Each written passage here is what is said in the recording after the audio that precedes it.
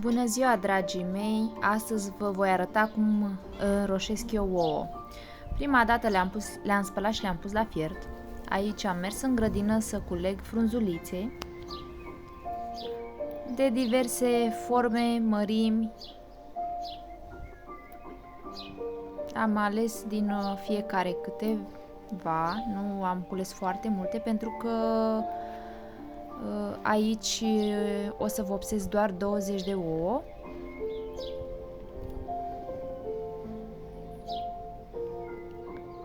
Culegeam petală cu petală.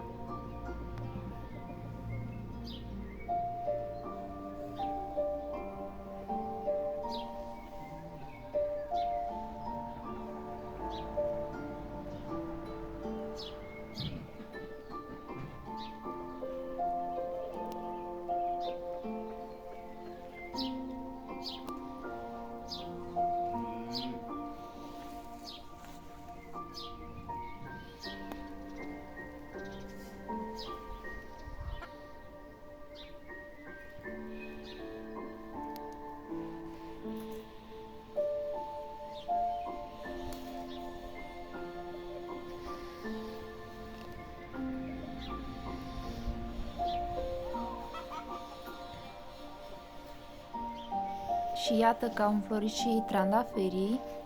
Am un hocus pocus superb. Este foarte plin anul acesta de boboci. Aici este un păr pitic. La noi este o zi foarte ploioasă. Anul acesta a căzut Paștele în luna mai, cam târziu pentru dățile trecute.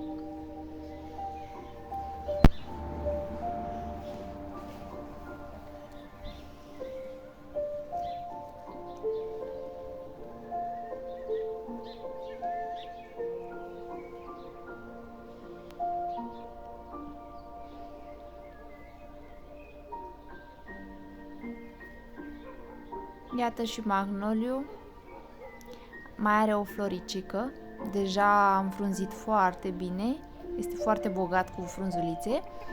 Acest magnoliu înflorește de 2 ori pe an. Pomii sunt încărcați cu fructe, să sperăm că le ține.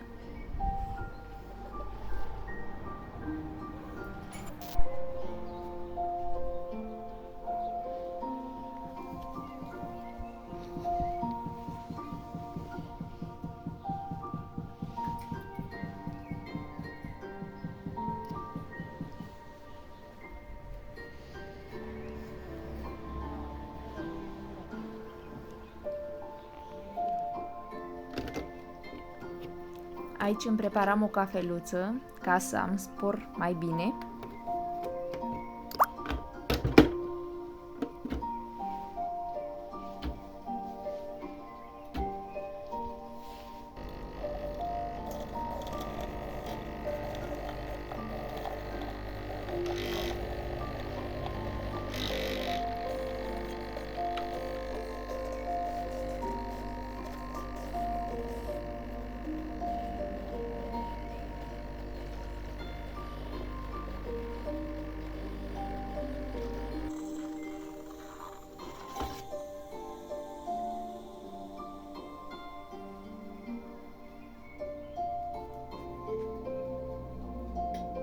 Și iată procesul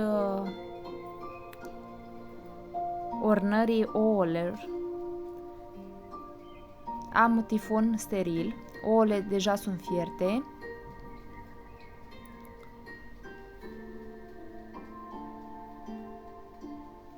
Așez foarte bine frunzulița, strâng materialul cu care le împăturesc. Se pot folosi și ștrampi transparenți, așa, atât să pătrundă vopseaua cât mai bine. Pentru că vopseaua nu va pătrunde sub frunzuliță, de aceea strâng foarte bine.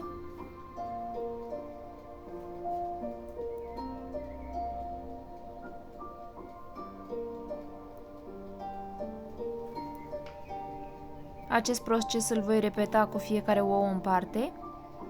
Bine, voi puteți să folosiți câte ouă doriți. Eu am folosit doar 20 de ouă. Aleg oul după mărimea frunzei, cât să o cuprindă, să iasă un model foarte frumos și plăcut.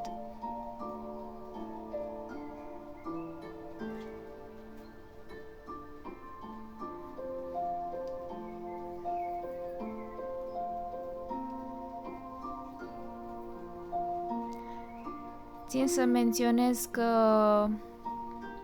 acest obicei l-am de când eram foarte mică. Din păcate, tatăl meu nu mai este printre noi și această procedură de la el am învățat-o. În fiecare an de Paște mă trimitea să culeg frunzulițe și să-l ajut la încondeierea ouălor. Și de fiecare dată de Paște eu încondez așa ouăle pentru că mi-amintește de tatăl meu și cu multă dragoste și cu mult dor fac această procedură amintindu-mi de el.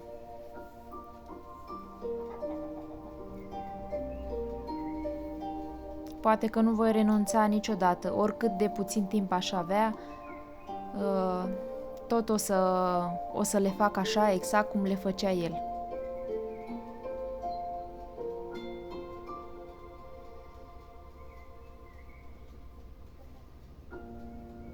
M-am gândit că poate v-ar plăcea să le faceți și de aceea am vrut să împărtășesc această operațiune, ca să-i spun așa, cu voi. Este o operațiune foarte ieftină, nu este deloc costisitoare, nu aveți nevoie decât de ouă, vopsea și o pereche de ștrampi sau o rolă de tifon. Ștrampii, bineînțeles că vor fi noi, nu vor fi folosiți.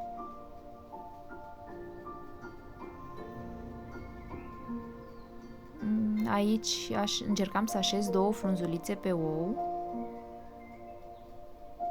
Puteți pune mai multe frunzulițe,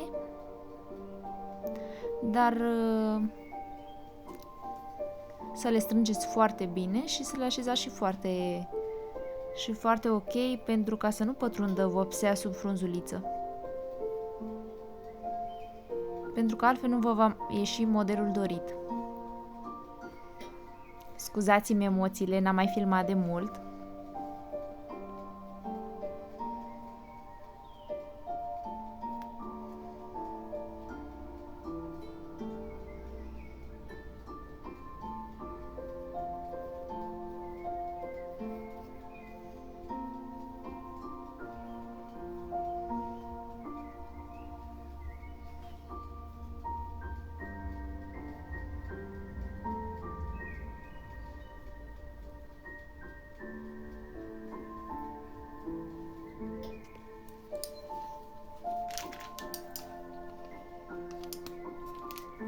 Iată că am terminat toate ouăle. Acum pregătesc vopseaua. Am fiert apă în clocot, exact cât scrie pe pliculeț. Vopseaua o preparați în funcție de ce vopsea aveți. Indicațiile le găsiți pe spatele pliculețului sau a cutiei, depinde ce fel de vopsea aveți.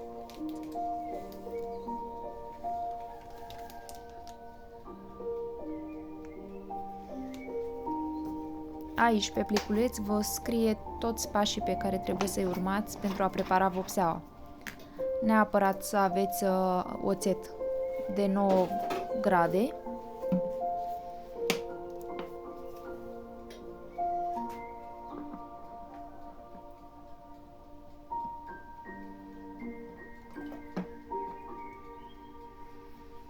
Eu am folosit 2 pliculețe și trebuie să pun 10 linguri de oțet. pentru a fixa vopseaua. Dar aceste indicații le găsiți oricum pe pliculeț, v-am spus mai înainte. Un pliculeț mi-ajunge pentru 10 ouă și de aceea eu am folosit 2 pliculețe pentru că am 20 de ouă. Eu ouăle le-am fiert la foc încet, nu m-am uitat la ceas, dar să vă zic, cred că vreo 10 minute, 15 minute le-am ținut la foc încet, clocotind. Acum voi introduce fiecare ou cu grijă în recipient unde am vopseaua. Am folosit mânuși pentru a nu mă păta pe mâini. Trebuie să aveți un recipient potrivit. Acum depinde și câte ouă aveți, ca să vă încapă toate și să fie complet acoperite de vopsea.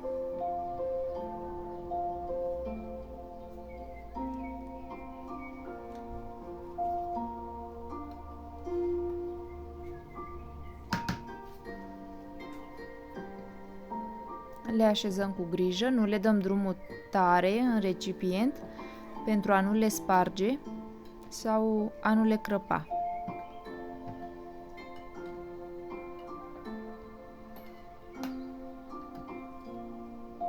Eu am lăsat în vopsea aproximativ 5 minute, pe pliculeț scrie 3-4 minute.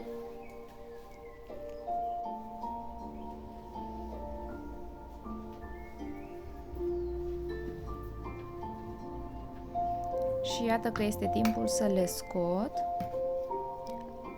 pe ceva uscat. Aveți grijă să nu pătați dacă aveți față de masă ceva, de preferat pe un prosop mai închis sau ceva care nu o să-l mai folosiți. Iată cât de superbă este culoarea și modelul, cât de frumos a făcut, cât de frumos a colorat. Este exact culoarea care mi-am dorit-o. În alți ani am făcut și alte culori, dar am ales să fac doar roșu anul acesta. Voi scoate toate ouăle.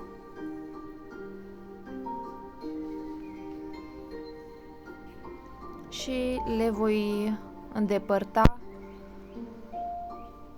frunzulița cu tifonul.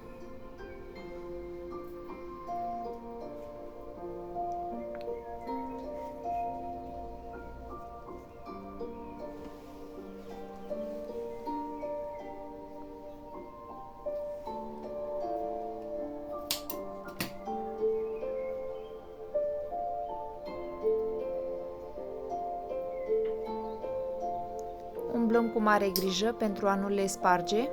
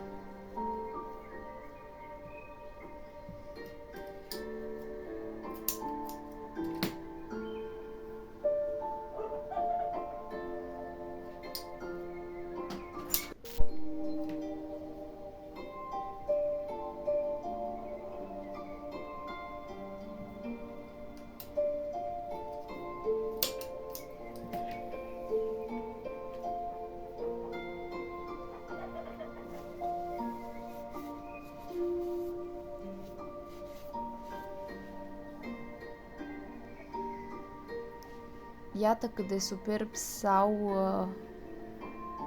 făcut modelele. cât de clar se văd.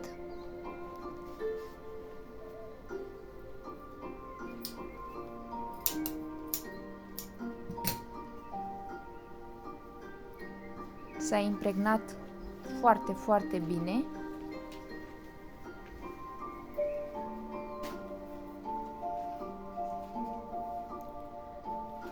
Încă un secret este să ungeți ouăle cu ulei pentru a le da un luciu foarte plăcut și pentru a străluci și a fixa vopseaua pe ouă. Nu vor rămâne uleioase pentru că uleiul se va impregna în coajă, în ou.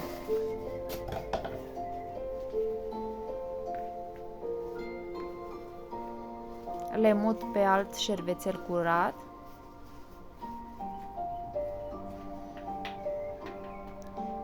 Și voi unge fiecare ou în parte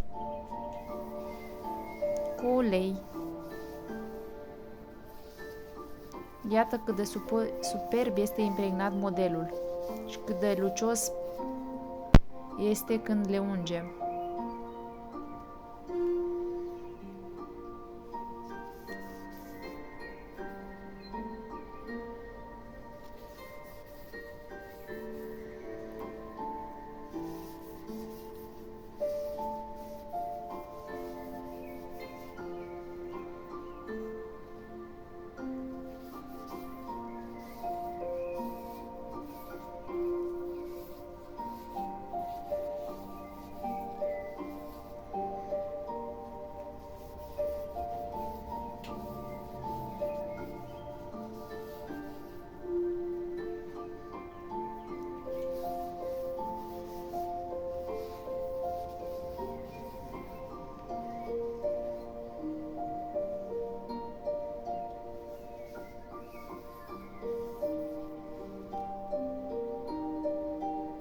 Ei, spuneți voi că nu este superb.